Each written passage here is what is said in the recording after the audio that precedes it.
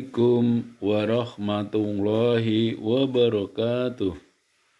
Monggo kita ngasesarengan wonten ing wekdal menika kita deres Quran surat Al-Lahab ayat setunggal dumugi ayat gangsal.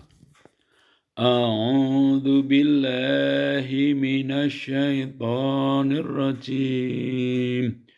Kula nyuwun pangreksa dumateng Gusti Allah saking panggodhanipun setan ingkang dipun ranjam. Bismillahirrahmanirrahim. Kelawan asma Allah ingkang Maha Mirah Maha Asih. Tabbat yada abi lahabin wa tab. Cilaka tenan tangan lorone Abu Lahab lan dheweke bener-bener cilaka. Ma aghna anhu maluhu wa ma kasab. Ora maedahi tumrap dheweke bondo bandane lan usahane.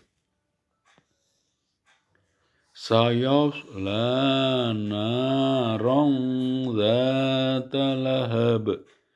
Besok dheweke bakal mlebu ing jero geni kang mubal-mubal yaiku naraka. Wam ra'atuhu lan semono uga bojone Abu Lahab. Hammalatal khatab. Tukang gendong kayu bakar yaiku nyebarake fitnah. Fi jidha khablum mim masad. Ing gulune dheweke ana tali sangka sepet kang kasap.